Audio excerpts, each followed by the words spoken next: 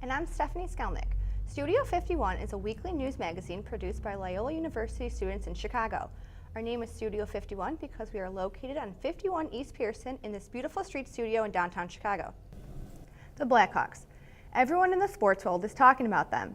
They've recently set an NHL record with 24 straight games with a point to start a season. And while doing that, they set numerous other records within their franchise. Of course, this grabbed the attention of fans and media across the country. Then, the inevitable happened, and they finally suffered their first regulation loss of the season, which was followed by another loss on Sunday.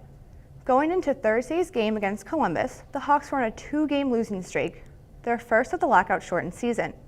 Then came panic from some fans. I'm here to say, relax. Out of 26 games, the Hawks have lost 5, 3 in a shootout and 2 in regulation. The team is tired. They have some injuries. They've had 2 bad games. It happens. No team is going to be perfect all season long. On any given night, any team can win, and nothing is guaranteed.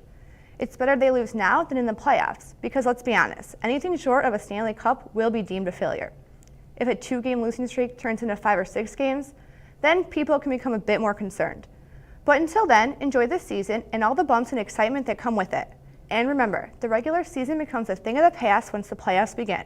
And with the amazing start the Hawks have had, the playoffs are pretty much a guarantee. For Studio 51, I'm Stephanie Skelnik, your superfan. Aside from the Bears, it's March Madness, and that madness extended to Loyola's women's basketball team, which is the subject of our superfan rant. Our foodie has a great restaurant pick that you won't want to miss, and a closer look at small businesses here in the Windy City. All that and more. Thanks, Stephanie. This has really been a very busy week, not only in Chicago and around the nation, but here at Loyola. Also up next, it's the end of an era for Bears football, and our resident foodie has a report on a restaurant on Loyola's Lakeshore campus. Stay with us. Thanks, Caitlin. It looks like Noah's Ark out there. There's been so much rain that the National Weather Service issued a flash flood warning for the Chicago area. According to media outlets, over 700 flights at O'Hare Airport were canceled. Several expressways were shut down temporarily. There were major delays with the metro, and some suburban schools completely closed down Thursday. In an unusual move, officials reversed the flow of the Chicago River to ease flooding. 3 locks were opened Thursday morning to reverse the flow of water into Lake Michigan because reservoirs were full. The major story this week, of course, was in Boston. Tragedy struck Monday when 2 bombs went off near the finish line of the Boston Marathon. More than 170 people were injured, some needed amputations. 3 people died, including an 8-year-old boy. Thus far, no one has claimed responsibility. The FBI and other investigators are pouring through surveillance videos and other tips. No one has been arrested. Meanwhile, President Obama and the First Lady attended a service honoring the victims in Boston Thursday morning. On Wednesday, quite a blow to gun control advocates. The Senate rejected a bipartisan plan to expand background checks for potential gun buyers. The vote for the plan was 54 to 46. 60 total votes were needed for the amendment to be approved. Following the gun control defeat, President Obama called it a shameful day for Washington and said the effort is not over. Closer to home, the Chicago Cubs and the city revealed details of a $500 million plan to renovate historic Wrigley Field on Monday. We'll have more on this story with a special report later on in the show. One issue that continues to press Congress and the American public is immigration. Several proposals are now before congressional committees, and here in Chicago, immigration is a huge economic and social issue. Here with a special report for Studio 51 is Lauren Lopez. Next time you're going to work or school, look around. Chicago is filled with thousands of small businesses, mom and pop stores. With an economy on the upswing, are small businesses improving? Studio 51 reporter Tahira Rahman has a closer look. Thank you, Lauren. And finally, a bar that doesn't serve alcohol? That is what business owner Chris Reed has founded in Crystal Lake. According to the Tribune, Reed is 3 years sober and wanted to build a place he and his friends could enjoy without endangering their sobriety. It will have TVs, music, pool tables, and a bar, just no alcohol. The nightclub, named The Other Side, opens at the end of April. This has been your News Roundup. I'm Stephanie Skelnik. Thanks, Superfan. Wow, we're going through more coaches than Cubs go through pitchers. Getting hungry, but tired of the same old sandwich shops? This week's foodie, Mary Sugden, has a solution, a trip around the world. Do you love cupcakes? If you do, you'll love Molly's Cupcakes. Located in Wicker Park, Molly's Cupcakes offers a fun, funky take on a popular treat.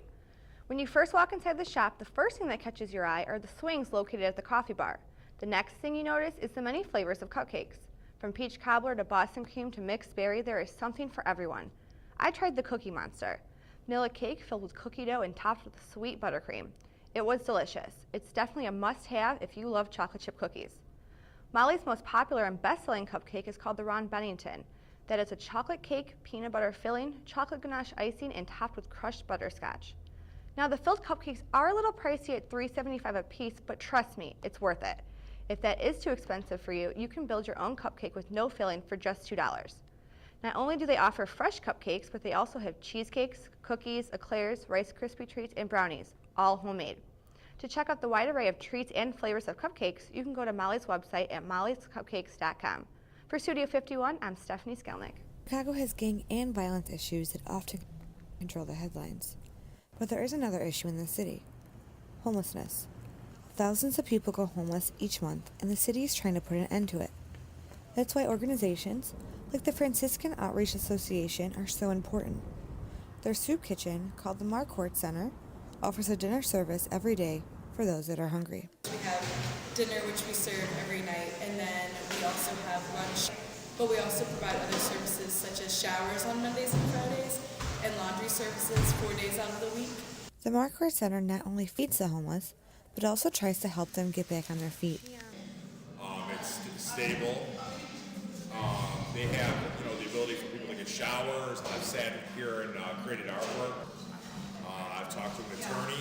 They've helped me in many ways. Their case management program helps men and women get IDs, helps with substance abuse issues, and tries to get them established. To provide case management services on the second floor, and they help our guests deal with mental health issues or with housing or addiction issues. And while guests do enjoy a warm meal and counseling, they also appreciate all the other services Franciscan offers. They did my laundry.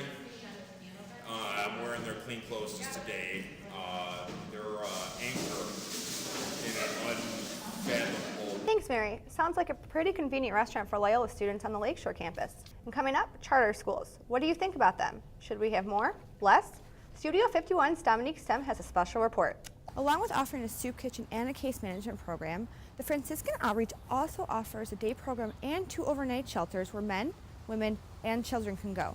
For Studio 51 News, I'm Stephanie Skelnik. Thanks for staying with us. Sean, have you ever been the victim of a crime? Well, that might not be the case in the future with a new police policy. Should Chicago police officers be dispatched to low-level crime scenes? That's the subject of this week's Point Counterpoint with Caitlin McMurray and Wendy Esparza. Take it away. And I'm Stephanie Skelnik. See you next week.